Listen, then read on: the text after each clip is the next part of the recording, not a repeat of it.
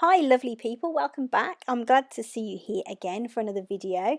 So today I thought I would share with you how I'm going to start making cake toppers using the new offset tool in Cricut Design Space. This video will go through everything on how to do it and how to cut it, how to stick it all together.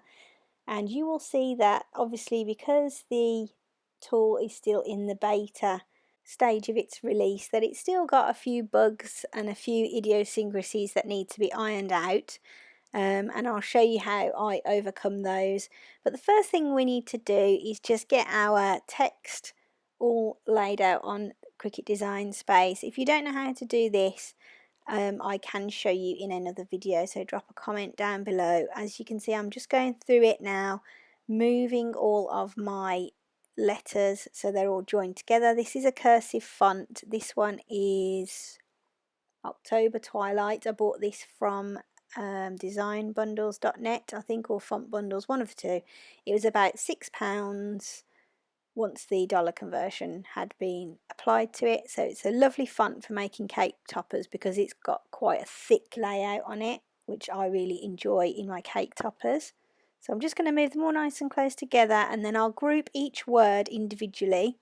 And you'll notice that on this one I've got the dot of the I separate and floating above, because we're going to attach this onto 2 layers of offset backing, so it can be separate on this occasion.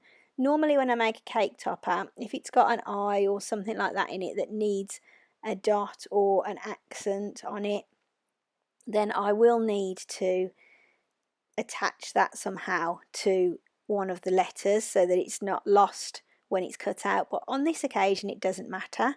So once I've got them all sized how I want them and they're all grouped together, I'll show you how to start the offsets.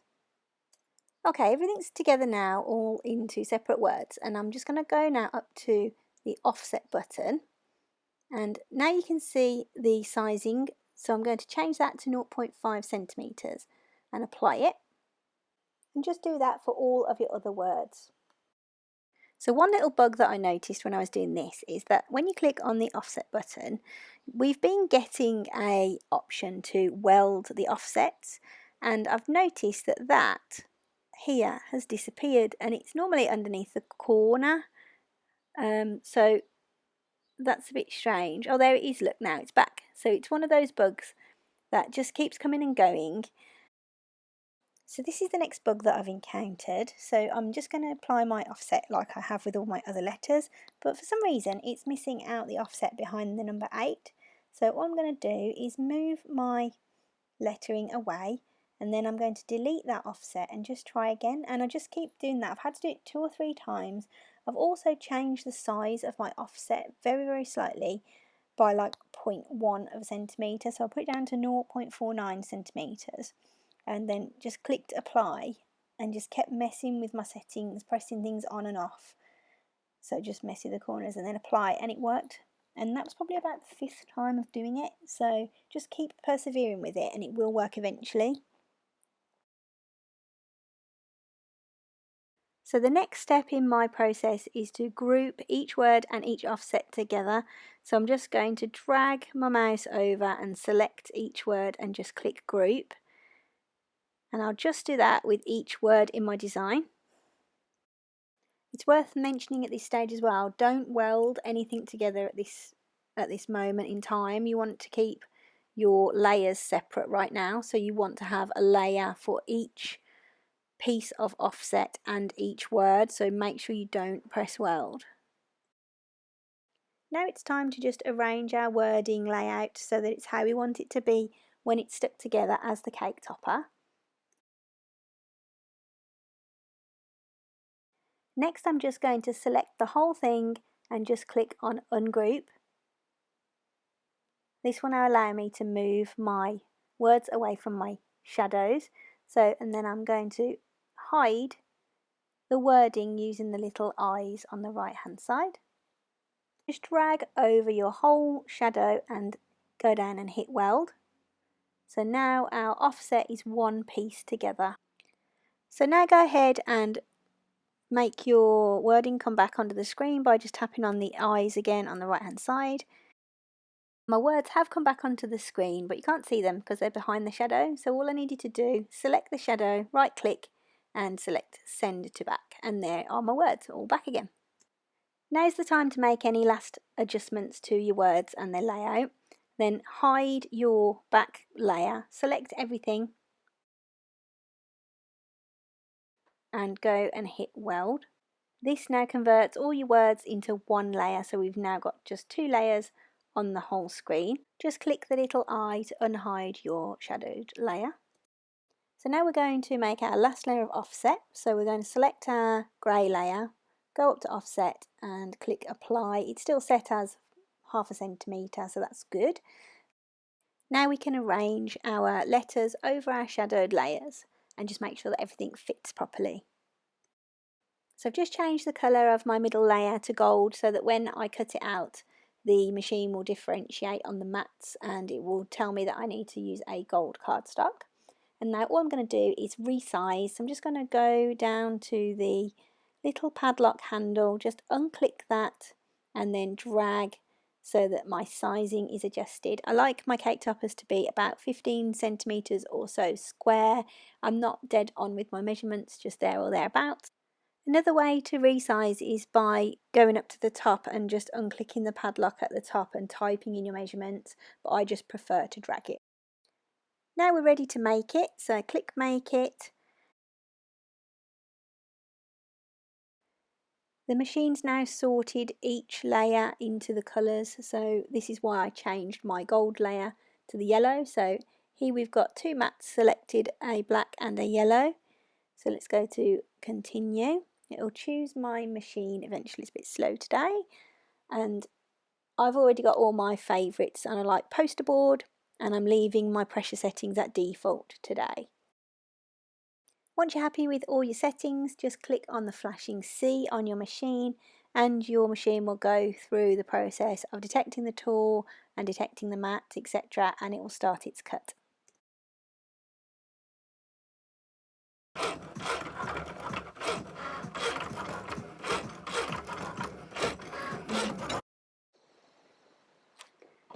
Okay, the first layer has cut, so I'm just going to check that it's actually gone through adequately. So I'm just going to carefully lift it. This mat is one, oh look at that, that's a brilliant cut. Okay, let's eject that and then I can weed it all off.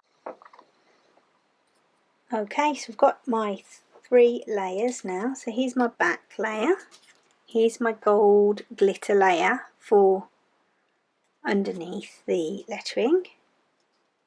This offset feature is so fun to use.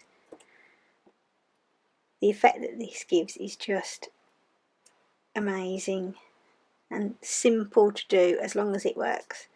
But I'm kind of glad that it didn't work properly the first time, because at least it shows you that it's not going to work straight away really, because it is a beta feature, which means obviously that it's in testing still, and all these things that happen with it are just helping really to make it better in the future. So for all the frustrations that it gives us, oops, it is quite good that it's doing it. I've missed a bit of weeding there, look. That be. Go.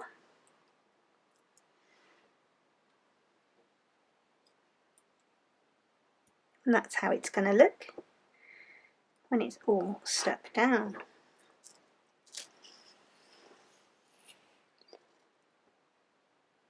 I'm just going to really quickly assemble this now, and today I'm going to use the spray and stick Repositional spray adhesive. I use this quite a lot for cake toppers and I find it really good. The only thing I'm thinking, this is because it's not a fixed glitter, some of the glitter is coming off. I don't know whether it's going to stick that well, so it's a bit of an experiment, we will see. So I'm just going to tip all my bits off this, get rid of all those. to start with. It is the next day, by the way, because last night when I was making this I had to go and cook the dinner. Crafters problems. Okay, so let's just get my old mat. This is the one I use for all my sticking, and it's an old off-brand mat. So let's just double check the way round that it goes. So we get it right. So what we want to do is pop this one down. I'm going to see whether this sticks it. So give it a good shake. I've got the windows open in here so it's ventilated because this stuff doesn't smell that nice. And on here it says 15 centimetres away from the surface. Just give it a light spray. 30 seconds now. We've just got to wait while that goes sticky.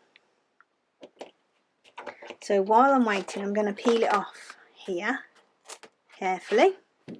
And then I'm just going to get this one here.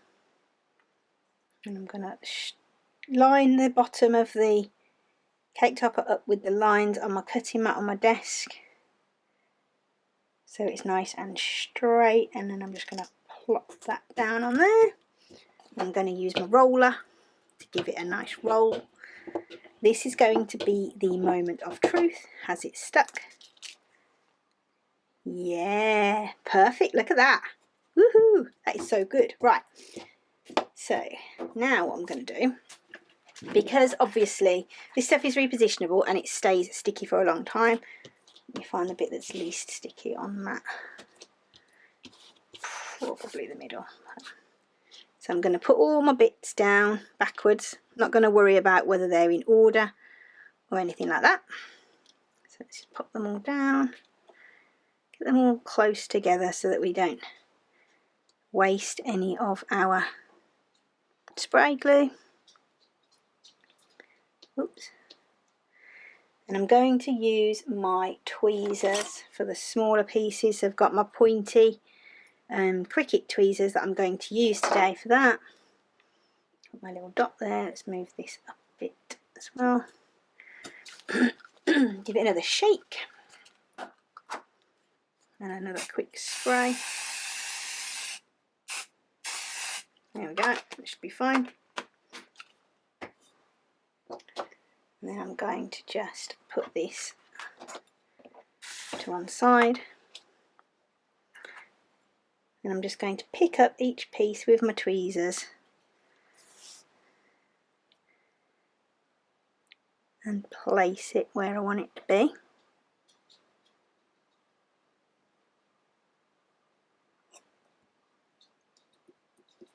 Just going to pop it down with the tweezers and then press it, and I'm just going to roll it. A random piece of paper. Just going to give it a little roll. There we go.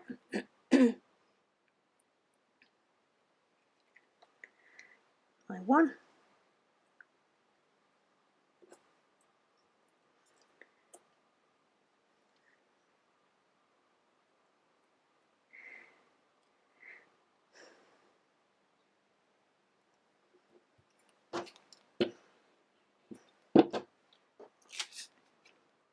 Looks pretty good.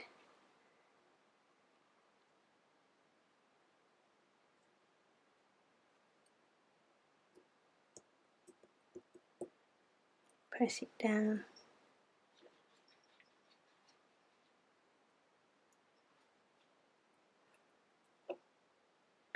I love this S. We've got to make sure you get it the right way round actually, because it's, there's the S. My daughter made me laugh last night because obviously when I'm making anything like this I always use the kids' names, and this is I think about the third cake topper that I've made with her name on it. So she was joking that she's going to have cake toppers for every birthday up until she's about 110, the way I'm going, because I like to use them when I get a new card. I practice with the card before I start selling them to make sure that they're right. There we go. Now all we need to do is glue on a stick and it's ready to go in your cake. I hope you enjoyed this video. If you did, Drop me a like and comment if you've got any questions, and I hope I'll see you again for the next one. Take care guys, bye!